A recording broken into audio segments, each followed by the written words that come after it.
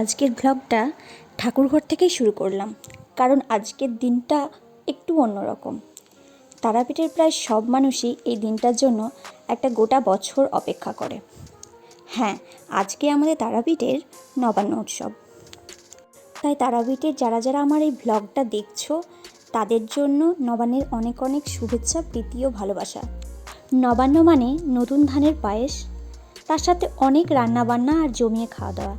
তাই মা এই রান্নার দায়িত্বটা নিয়েছিল। সেদিন আমার আর কোনো রান্নার দিকে চাপ ছিল না, আর আমার ভাগে পড়েছিল এই গুরু দায়িত্বটা। এই প্রথমবার আমি এই গুরু দায়িত্বটা পালন করছি। তো আমার পুজো করতে করতে মা পায়েস রান্না করে ফেলেছিল। যেহেতু গোপালকে ভোগ দেবো ভেবেছিলাম, তাই মা ঠাকুরের সব বাসনপত্র দিয়েই ঠাকুর ঘরে পায়েসটা করে ফেলেছিল। তাই আমি প্রথমে গোপালকে দিয়েই আর কি স্টার্ট করলাম। তোমরা সবাই জানো যে নবান্ন উৎসবে প্রথম মানে নতুন ধানের যে ভোগটা হয়, সেই ভোগটা প্রথমে বাউস্তকে দিতে হয়, তারপরে আমরা খাই। তো সেই হিসাবে আমি সেই প্রসাদটা করে ফেলেছিলাম। আর প্রথমে আমি সব জায়গায়, তুলসী মঞ্চ, ওপরে, ছাদে, উঠানে আর প্রত্যেকটা গেটে গেটে দিয়ে দিচ্ছিলাম। আর তারপরে আমি পরমান্নর প্রসাদটাও দিয়ে দিয়েছিলাম একসাথে। আর দেরি করিনি, যেহেতু ওটা হয়ে গেছিলো তাই আমি দিয়ে দিয়েছিলাম।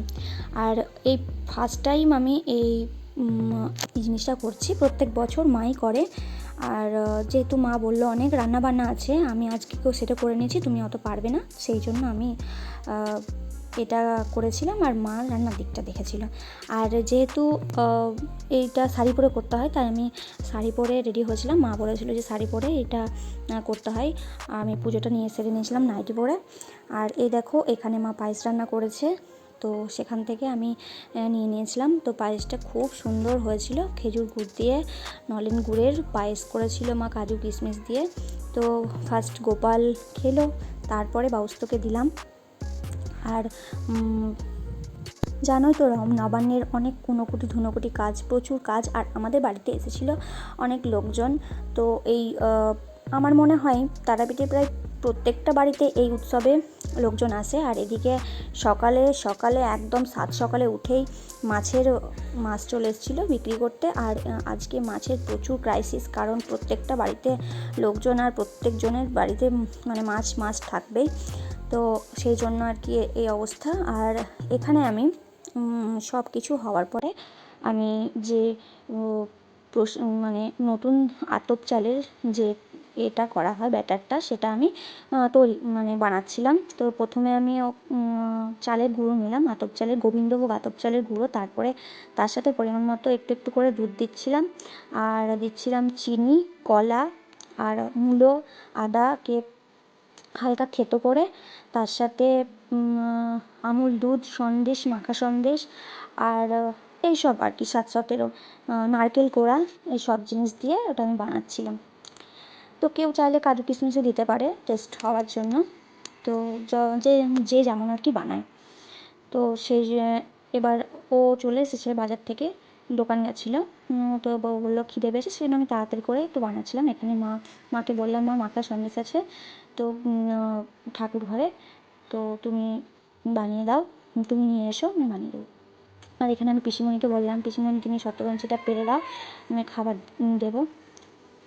এই বাড়িতে এসেছিলো মামা শ্বশুরের মেয়ের বর, তার মেয়ে, তারপর আমার ননদ আর ভাগ্নে পরে আসবে বলছিল, মানে ওদের আসতে দেরি হবে বোলপুর থেকে, সেই জন্য একটু দেরি করে ওরা খেয়েছিল, ওদের ভিডিওটা করা হয়নি। আর আমরা বসেছিলাম।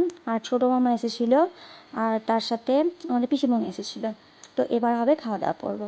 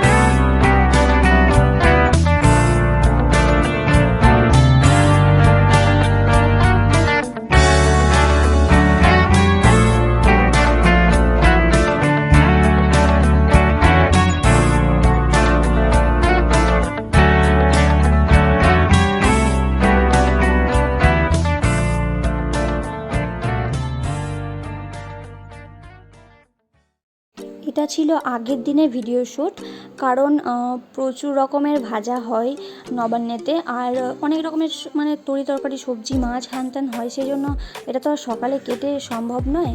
তো এটা একটা রেওয়াজ আছে, বিশেষ করে গ্রামগঞ্জে এটা মানে বেশি হয়। তো যাই হোক, সেই দিন আর তরকারি কেটে সব কিছু রান্না করা সম্ভব নয়, তাই আগের দিনে ভিডিও শ্যুট করা এটা।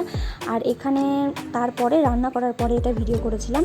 তো ওইখানে অনেক রকমের ভাজা হয়েছিল, বেগুন ভাজা, পটল ভাজা, আখ ভাজা, নারকেল ভাজা, তারপরে তোমার বেগুন ভাজা, এদিকে বড়া ভাজা ছিল, এখানে ডাল, এখানে ছিল একটা সবজি, একটা চচ্চড়ি, আর এখানে সোনাদের মানে আমার মেয়েদের আর কি একটা ভেজ দিয়ে একটা মাছ দিয়ে একটা ঝোল ছিল লঙ্কা ছাড়া, আর এখানে ছিল আলু ভাজা আর বড়া ভাজা, আর তারপরে ছিল মাছের কালিয়া আর ছিল, আর সব দিয়ে আর কি রাঙা আলু তারপরে মূলো, বেগুন সব দিয়ে একটা টক করেছিল। মানে আমি বলেছিলাম মাকে যে এই সব কিছু মানে মিষ্টি ফিষ্টি খেয়ে একটু টক ছাড়া সত্যি জমে না, মানে বিশেষ করে আমার টক খুব ফেভারিট।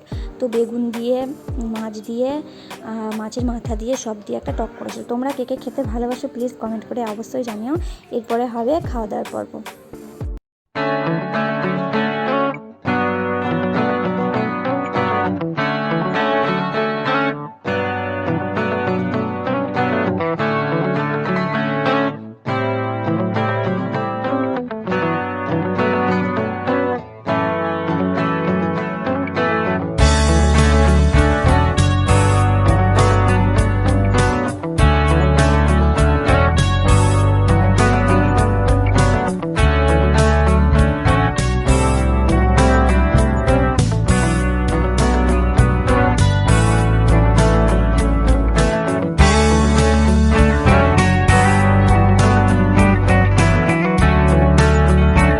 জমিয়ে খাওয়া দাওয়া শেষ করে সন্ধ্যাবেলা রেডি হওয়ার পালা।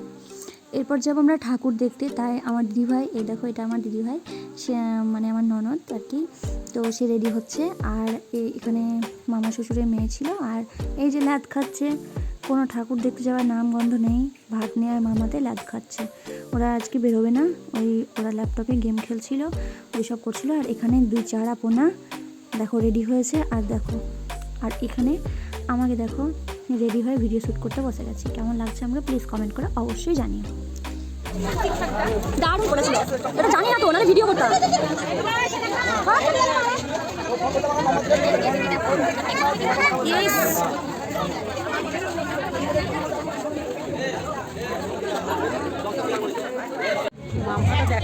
না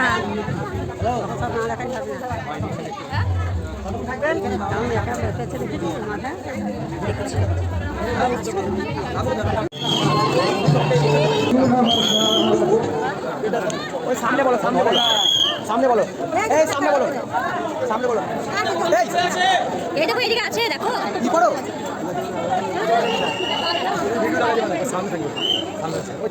আস্তে আস্তে খেলেন না।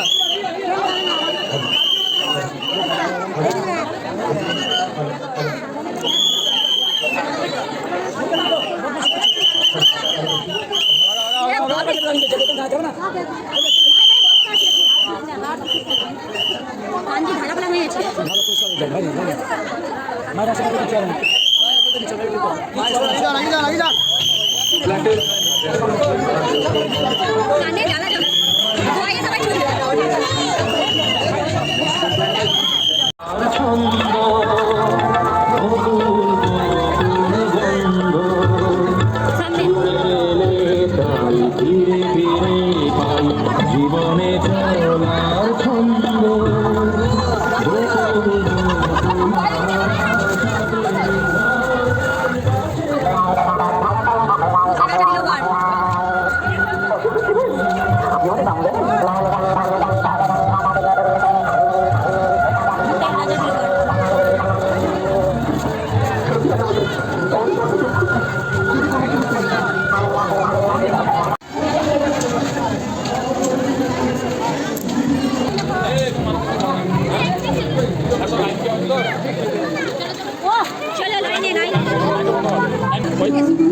কবে হবে হবে, দাঁড়াও দাঁড়াও দাঁড়াও, যাচ্ছি দাঁড়াও। আপনি দেখেন কেন যাচ্ছে, অত কিছু নাই।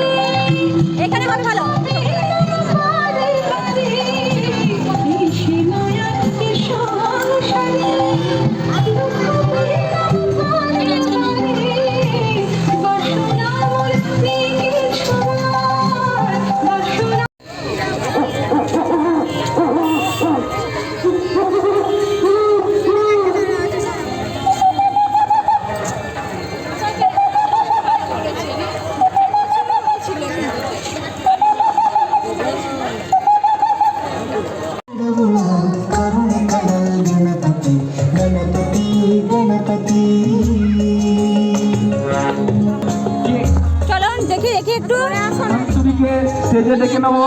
যাবি না?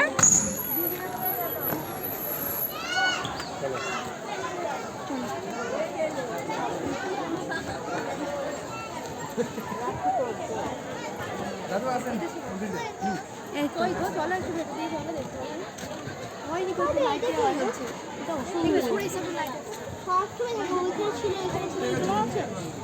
আজকের দিনটা এভাবেই কাটলো। তো কেমন লাগলো ব্লগটা অবশ্যই জানাবে, আর তারাপীঠ থেকে কারা কারা দেখছো সেটা অবশ্যই কমেন্ট করে জানাবে। আমরা সব ঠাকুর দেখে চলে এসেছিলাম মেলাতে। তো তারপরে আমরা মেলাতে অনেক কিছু খাওয়া দাওয়া করে বাড়ি ফিরেছিলাম। তো আজকের সেরা মেলার খাবারের মধ্যে ছিল চাট। তো চাট খাওয়া দিয়ে আমি আমার এই ব্লগটা শুরু করলাম। সবাই ভালো থেকো, সুস্থ থেকো, বাই, টাটা।